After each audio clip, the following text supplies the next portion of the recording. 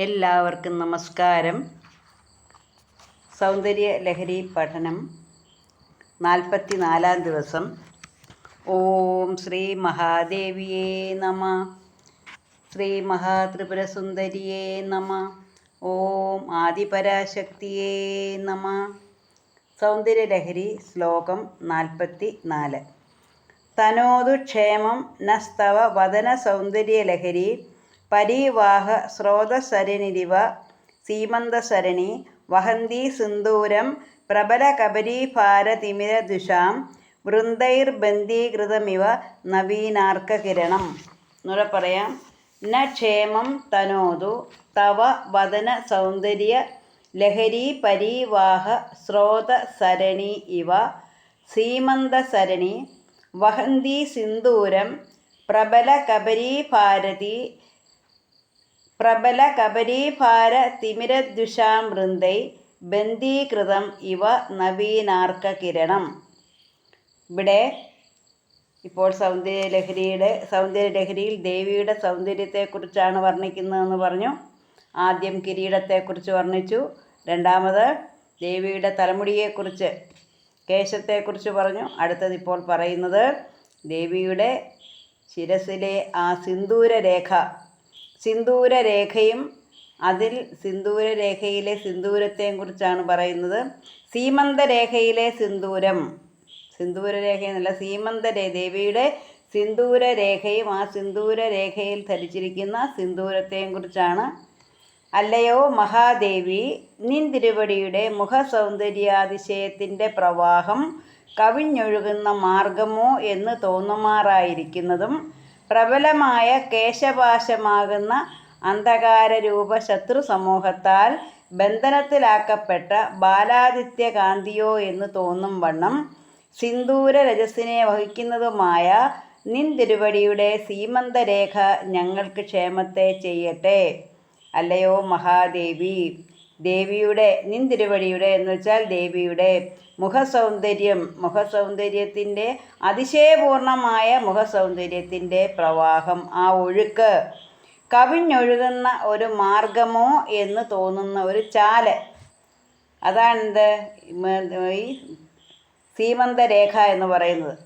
ആ മുഖസൗന്ദര്യത്തിൻ്റെ പ്രവാഹം, ദേവിയുടെ മുഖസൗന്ദര്യത്തിൻ്റെ അതിശയകരമായ പ്രവാഹം. മുഖസൗന്ദര്യം തന്നെ ഒരു അതിശയമാണ്.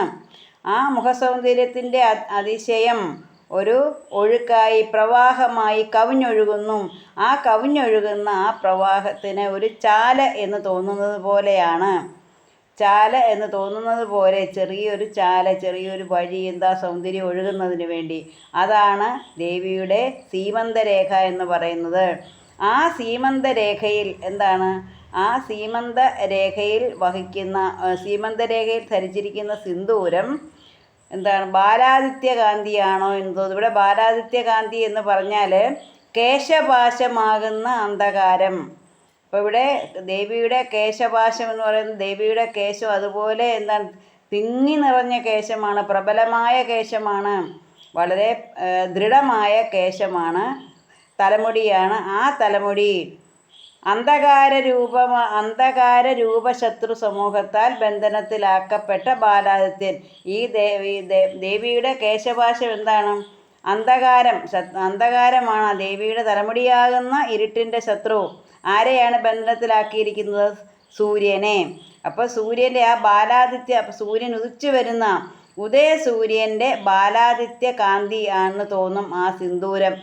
അതായത് ഇവിടെ ദേവിയുടെ സീമന്തരേഖ എന്ന് പറയുന്നത് ദേവിയുടെ മുഖസൗന്ദര്യത്തിൻ്റെ പ്രവാഹം ആണ്. ആ പ്രവാഹത്തിൻ്റെ കവിഞ്ഞൊഴുകുന്ന മാർഗമാണ് ഈ സീമന്തരേഖ. ദേവിയുടെ സൗന്ദര്യം എന്ന് പറഞ്ഞു തന്നെ ഭയങ്കര അതിശയമാണ്.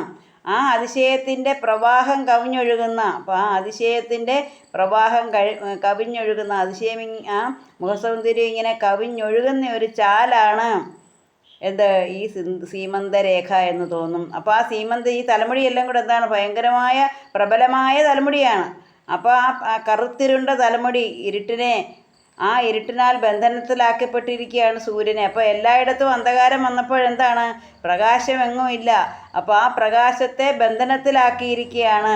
ആ സൂര്യനെ ബന്ധനത്തിലാക്കിയിരിക്കുന്ന ആക്കിയതാണോ എന്ന് തോന്നും. പണ്ട് ഇവിടെ കവിഭാവന വളരെ നമ്മളൊന്ന് ആലോചിച്ച് നോക്കണം, ഓരോന്നും പറയുന്നത് എങ്ങനെയാണെന്ന്. ഇപ്പോൾ ദേവിയുടെ മുഖസൗന്ദര്യ അതിശയത്തിൻ്റെ പ്രവാഹം കവിഞ്ഞൊഴുകുന്ന മാർഗം. കവിഞ്ഞൊഴുകുന്ന എന്താണ് ഇവിടെ പ്രവാഹം എന്ന് പറയുന്നത് എന്താണ്? മുഖസൗന്ദര്യമാണ്. ദേവിയുടെ മുഖസൗന്ദര്യം കവിഞ്ഞൊഴുകുകയാണ്. ആ ഒഴുകുന്ന ആ ഒഴുക്കിന് ഒരു ചാലുണ്ട്. ആ ചാല് എന്ന് തോന്നുന്നതാണ് എന്ത്?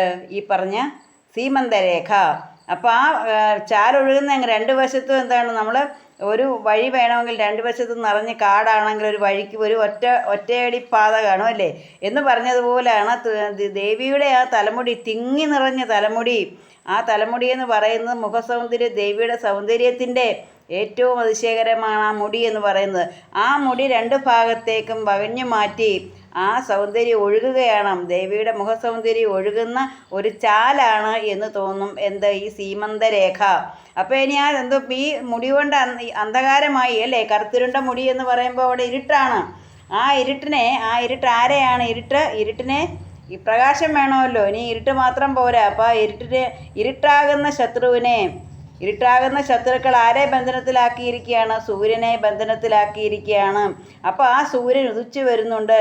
ആ ഉദയ സൂര്യൻ്റെ ആ ബാലാദിത്യ എന്ന് വെച്ചാൽ ആ ഉദിച്ചു വരുന്ന സൂര്യൻ്റെ ഭംഗി, ബാലാദിത്യൻ്റെ കാന്തിയാണോ എന്ന് തോന്നും വണ്ണം ആ സീമന്തരേഖയിൽ ധരിച്ചിരിക്കുന്ന എന്താണ്? സിന്ദൂരം എന്നും അവിടെ സീമന്തരേഖയിലെ സിന്ദൂരം എന്ന് പറയുന്നത് ഉദയസൂര്യൻ്റെ പ്രകാശമാണ്, ഉദയസൂര്യൻ്റെ കാന്തിയാണ് എന്നാണ് പറയുന്നത്. അപ്പോൾ ഇവിടെ ദേവിയുടെ ശിരസിലെ സീമന്തരേഖയും പിന്നെ അതുപോലെ തന്നെ സീമന്തരേഖയിലെ സിന്ദൂരവും ഞങ്ങൾക്ക് ക്ഷേമത്തെ തരട്ടെ. അതായത് ദേവി എപ്പോഴും നമ്മൾക്ക് ഐശ്വര്യത്തെ തരുന്നു. ദേവി എന്ന് പറഞ്ഞപ്പോൾ ദേവിയുടെ ശിരസിലെ സീമന്തരേഖയും ദേവി ധരിച്ചിരിക്കുന്ന ആ സിന്ദൂരവും എപ്പോഴും നമുക്ക് ഐശ്വര്യം പ്രദാനം ചെയ്യും. അപ്പോൾ ദേവി എപ്പോഴും സുമംഗലിയാണ്.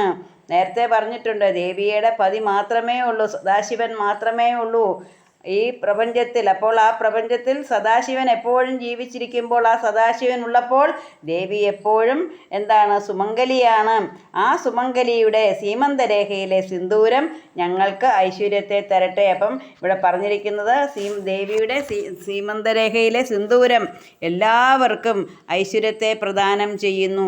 അപ്പോൾ നമ്മൾക്കും ദേവിയുടെ അനുഗ്രഹവും ഐശ്വര്യവും ദേവിയുടെ മുഖകാന്തി കൊണ്ട് കിട്ടട്ടെ എന്ന് പ്രാർത്ഥിച്ചുകൊണ്ട് നമുക്കും സ്തുതിക്കാം, ഉപാസിക്കാം ദേവിയെ.